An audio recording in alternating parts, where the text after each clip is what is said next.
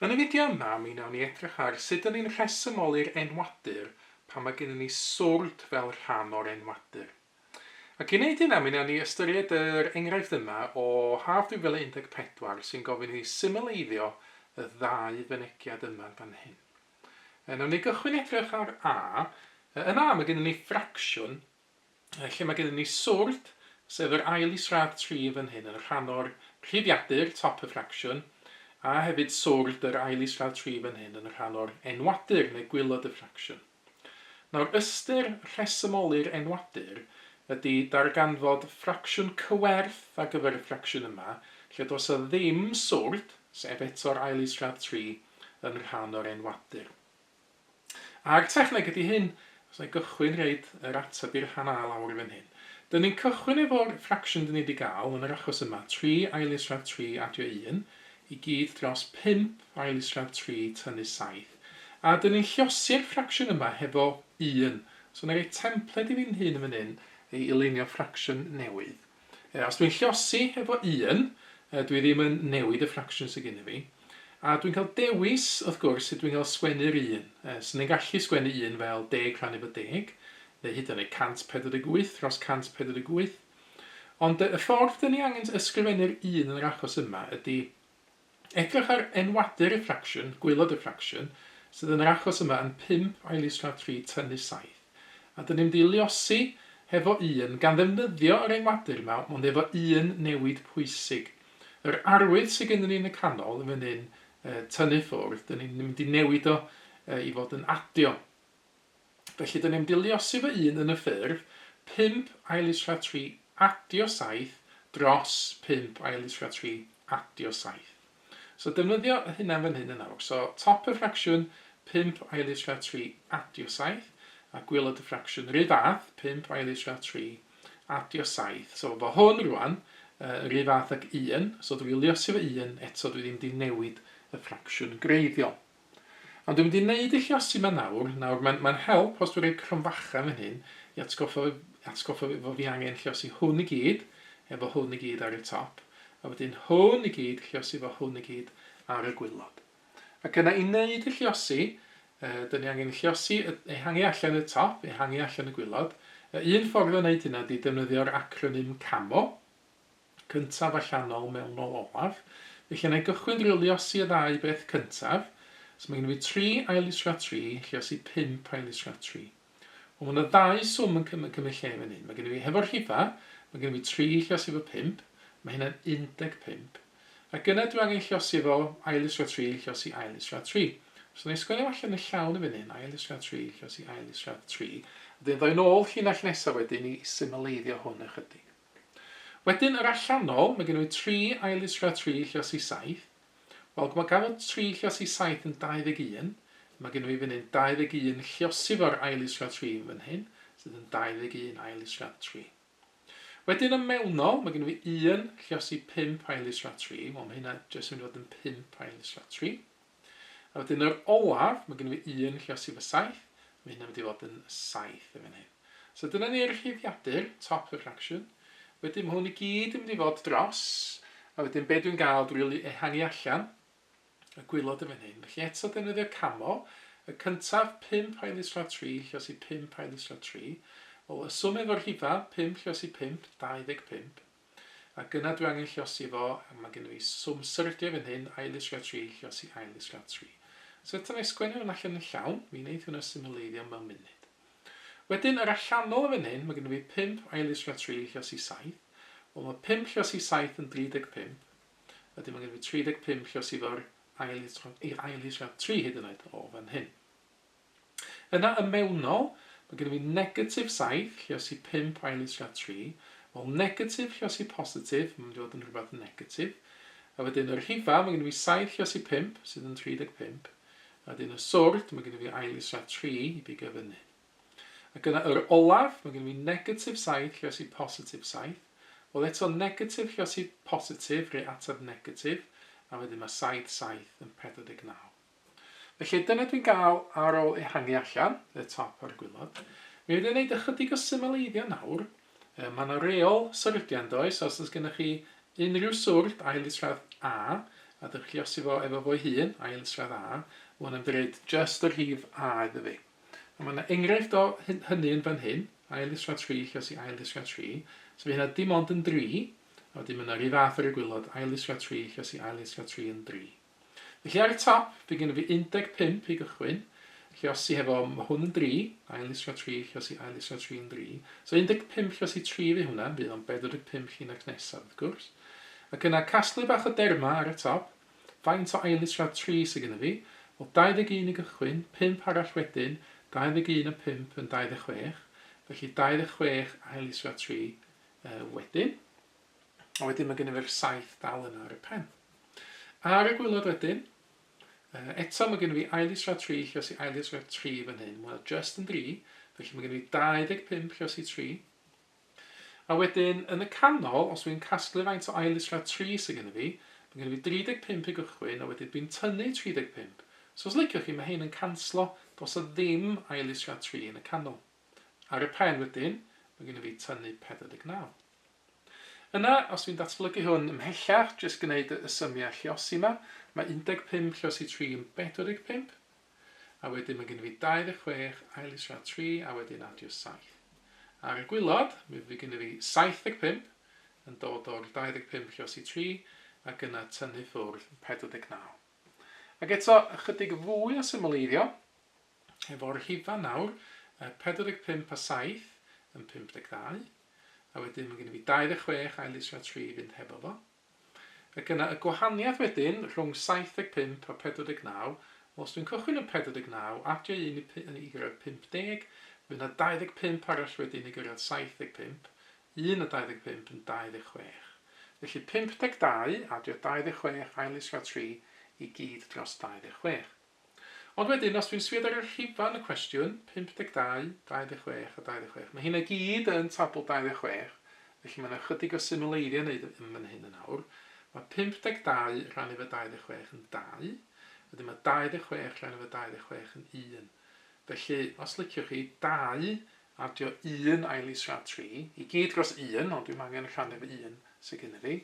Wedyn, wrth gwrs wedyn, os ym angen iddo fi ysgrifennu'r 1, felly yr ateb yn fan hyn ydy 2 adio ail isradd 3. Felly dyna fi di'r rhesymoli'r enwadur. Eto, oedd y cwestiwn yn cychwyn hefo ffracsiwn oedd efo swrd yn y gwylod.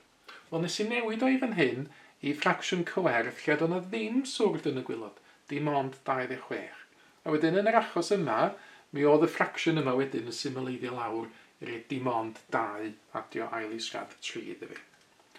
Nawr, mewn cwestiwn arholiad, mae'n bwysig bod chi yn dangos y gwaith cyfrifo yma i gyd. Ond wedyn, cofiwch, mi fedrwch chi wirio'r atab hefo cyfrifiannell, os na estyn cyfrifiannell allan yna. Allan ni symud pethau amgylch fan hyn i chi gael gweld o'n iawn.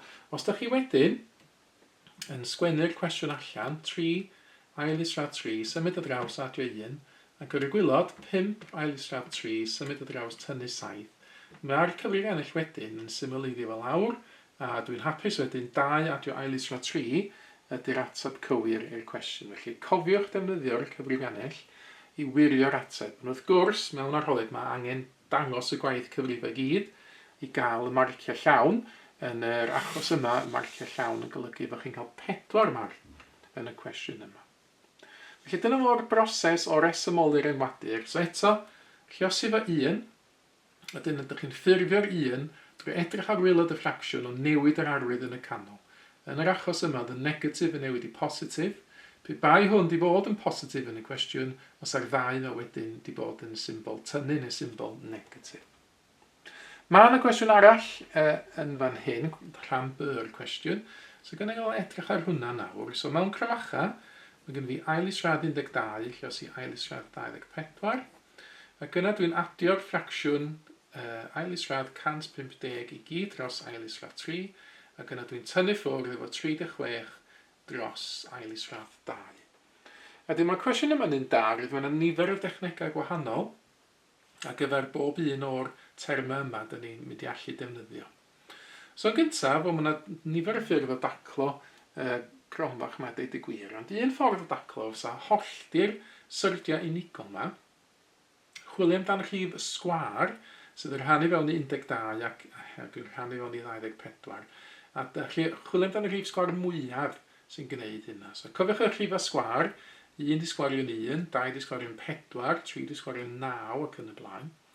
Felly y rhif sgwar mwyaf sy'n mynd fewn i 12 fydd 4. Mae 12 yn 4, lluosif o 3. Felly fydde sgwennu'r ail isradd 12 yn gyntaf fel ail isradd 4, lluosi ail isradd 3. Yna gwneud yr un fath efo 24, yr rhif sgwar mwyaf wneud fewn i 24 fydd 4. Mae 24 yn 4 lluosi 6. Felly fydde sgwennu'r ail isradd 24 fel ail isradd 4 lluosi ail isradd 6. So cychwyn efo hwnna i gychwyn. Wedyn mae gynnu fi ail isradd 150 dros ail isradd 3.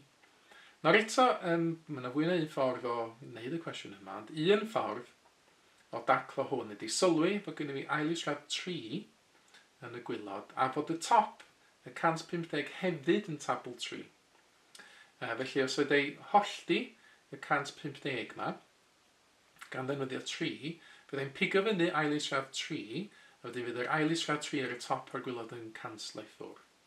Wel, mae 150 yn 3 lluosif o 50. Felly top y ffracsiwn, yr ail isradd 150, fyddai sgwennu fel ail isradd 50 lluosi ail isradd 3.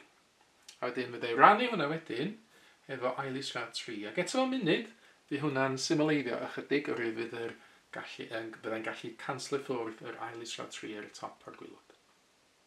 A wedyn mae gennym fi trydydd term yn hyn, 36 dros ail isradd 2.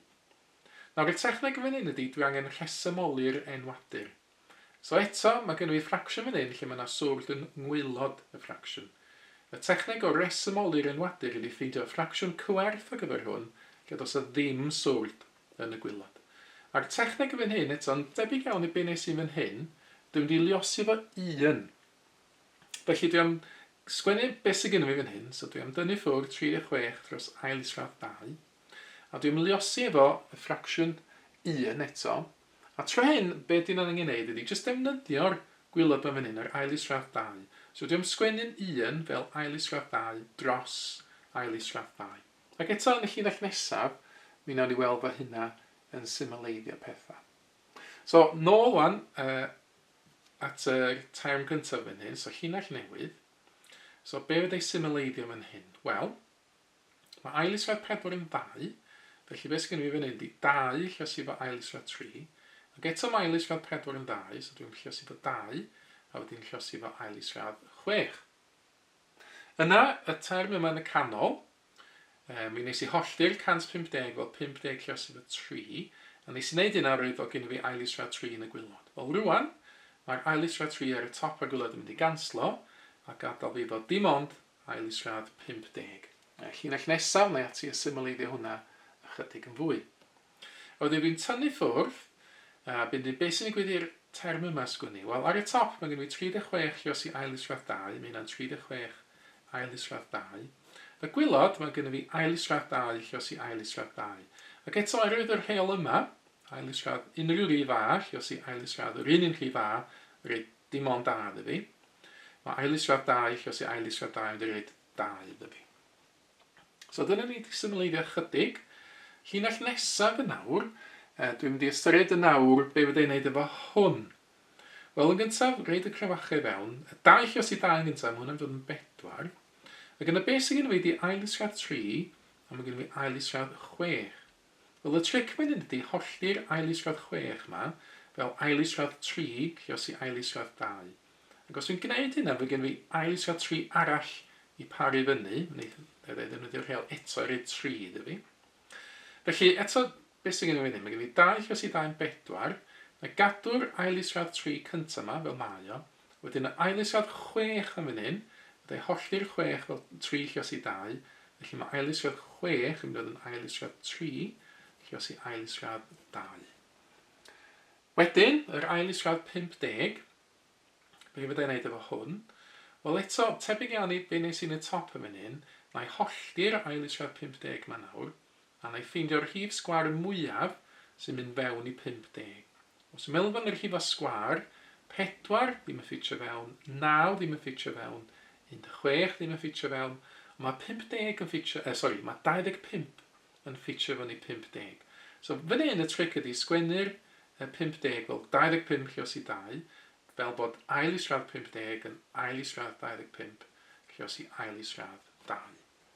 Y term olaf, neu dynnu ffwrdd yn awr, byddai symleiddio y rhifau fan hyn, mae 36 rhan efo 2 yn 18. Felly tynnu ffwrdd 18 ail isradd 2 sydd gennym fi fan hyn. Datblygu hwn ymhellach yn awr. Eto yn y crymacha, mae gennym fi 4 i gychwyn, ond rwan mae gennym fi ail isradd 3 lluos i ail isradd 3, mae hynna'n 3, so 4 lluos i 3 lluos i'r ail isradd 2 yma fan hyn.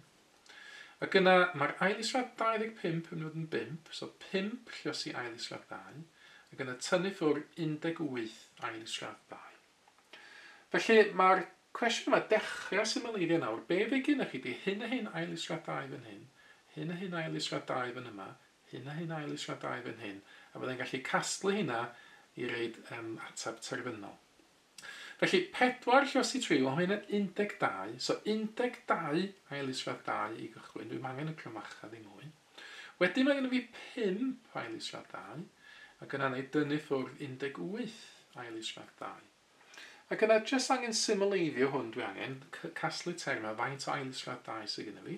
Wel dwi'n cychwyn efo 12 fan hyn, dwi'n adio 5 ymlaen, mae hynna'n 17, wedyn yr 17 ail isradd 2 fan hyn, dwi'n tynnu ffwrdd 18 ohonyn wedyn, ond mae 17 yn 18 yn negatif 1.